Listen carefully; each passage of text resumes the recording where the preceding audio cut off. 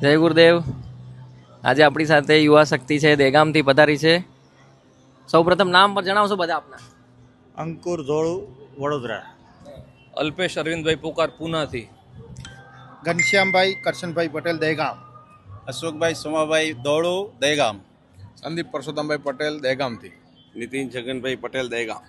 હા. ક્યારથી આવ્યા આપણે અહીંયા બધા? ગઈકાલે ગઈકાલે પધાર્યા છો એમ ને? જી ગઈકાલે 4 વાગે પહોંચ્યા અમે. અચ્છા, અને આપણી આ જે વેશભૂષા છે હિન્દુ પરંપરાની સાંસ્કૃતિક, કેવું લાગ્યું તમને આજે સ્નાયુ સ્નાનમાં? બહુ અતિ આનંદ થયો. હા. હિન્દુ સંસ્કૃતિને જોવાનો એક મોકો મળ્યો. અહીંયા આગળ સાધુ સંતોના ખૂબ જ દર્શન કર્યા ને જે આયોજન છે આયોજનને જોવા માટે એક વખત તો અવશ્ય બધાને પધારવું જોઈએ.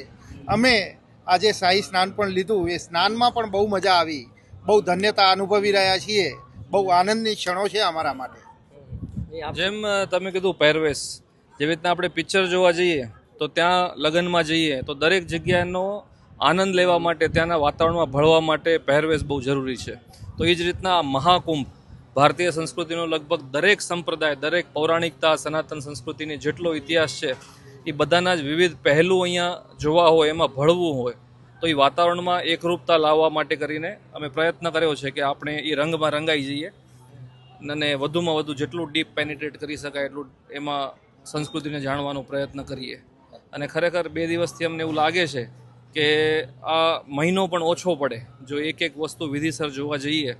સાધુ સંતો મહાત્માઓ, અલગ અલગ સંપ્રદાયો આવ્યા છે, નાગા સંપ્રદાય છે, દરેક સંપ્રદાયનું પોતાનું આગવું તત્વજ્ઞાન છે. એ વિવિધતામાં એકતાનું અહીંયા બહુ જબરજસ્ત દર્શન થાય છે ને જેમ એક જ કુંભની અંદર બધું સમાયેલું હોય એમ એક જ આ પારિવારિક માહોલ લાગે છે અહીંયા. અને એમાં ખાસું પ્રશાસન જે છે આપણું યોગી અને મોદી સાહેબનું, એમની જે સનાતન સંસ્કૃતિ માટેનો જે પ્રેમ છે અહીંયા દેખાઈ આવે છે. આટલી કરોડોની સંખ્યાની અંદર ક્યાંય અમને એવું લાગ્યું નથી કે ગંદકી હોય કે ધક્કાધૂંબી હોય. બહુ સરસ મજાનું આયોજન. આ ખરેખર ગર્વ લેવાની વાત છે ને આવું જો બનતું રહે હંમેશા માટે તો મને લાગે છે ભવિષ્ય બહુ ઉજળું છે આપણું. અને સ્નાયુ સ્નાનનો અનુભવ જણાવો. પહેલાં તો એવું લાગતું હતું અમને કે અમારાથી નહીં થાય, કદાચ બહુ ઠંડી લાગે છે એમ. પરંતુ એક વખત અમે ત્યાં ગયા અને મનોમન એવું નક્કી કરીને ગયા કંઈ સંકલ્પ લઈશું આપણે એમ. તો અમે બધાએ નક્કી કર્યું છે કે પોતાની અંદરથી જે કાંઈ દુર્ગુણ હોય એમાંથી એક એક વસ્તુને ત્યાં આપણે પધરાવીએ અને સ્નાન લઈએ. તો અમે દરેકે પોતપોતાનો સંકલ્પ લીધો છે વિધિવત, અને ઈશ્વર કૃપા કરે, ઈશ્વર અમને સામર્થ્ય આપે કે આજથી મહાકુંભમાં લીધેલો સંકલ્પ અમે જીવન પર્યંત પાળી શકીએ. બહુ આનંદ આવે એમાં. અને આપણે આ સનાતન સત્પન સંપ્રદાયના જે આ શિબિર લાગી છે એની તમે જે સેવા લીધી, જી, જે વ્યવસ્થાનો અનુભવ, એ બી આપ જણાવશો?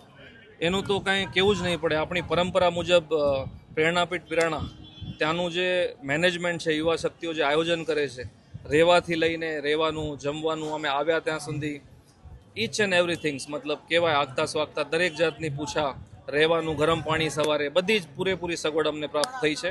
અમે બાકી બી જોઈ રહ્યા છીએ. તો અમને પહેલો બાકીનું જોઈને એવો પ્રશ્ન થયો કે ખરેખર આપણે જો બુકિંગ કર્યા વગર આવ્યા હોત, અધરવાઇઝ આપણે આ સુવિધા ન મળી હોત તો આટલો અમે માણી ન શક્યા હોત કુંભને. બહુ આનંદ આવે એમાં.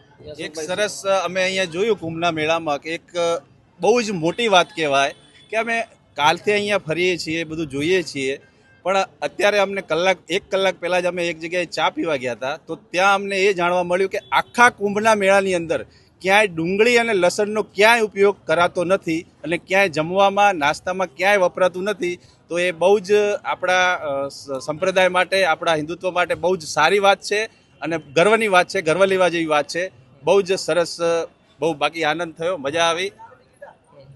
બસ ખૂબ, અને કુંભમાં આવીને ખૂબ અમને આનંદ આવ્યો છે અને એક વખત બધાએ જરૂર અહીંયા પધારવું જોઈએ એવી મારો આગ્રહ છે દરેકને. કુંભમાં આવીને બહુ આનંદ લીધો અને બહુ મજા આવી.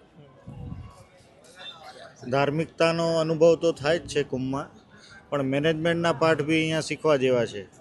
જે રીતે બધી વસ્તુ આપણી જ વાત કરીએ તો આ પ્રેરણાપીઠનો જે આખાડો છે આપણો, એની અંદર રહેલું મેનેજમેન્ટ, કે કુંભમાં જે માઇક્રો મેનેજમેન્ટ છે એ લોકોનું, પ્રશાસનનું, કે કોઈ બી ધાર્મિક વ્યક્તિ આવે છે તો એ ક્યાંય હેરાન ના થવો જોઈએ, એ ટાઈપનું આખું આયોજન છે. અહીંયા વોકિંગ થાય છે, ચાલવું પડે થોડું ઘણું, પણ ચાલીને તમે જગ્યાએ પહોંચો એટલે બહુ આનંદ થાય. જેમ કે ત્રિવેણી સંગમ અમે ગયા, આપણા અહીંયાથી થોડું દૂર છે, પણ ત્યાં પહોંચીને પછી જે વાતાવરણ જ્યાં હતું, જે આનંદ થયો, ખૂબ જ મજા આવી.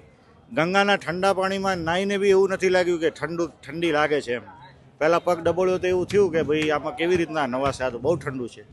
પણ ડૂબકી લીધી પછી આ એમને આજે ઠંડીના અનુભવ વગર એમને અત્યારે ફરી જ છીએ. નીકળવાનું મન થતું નહોતું.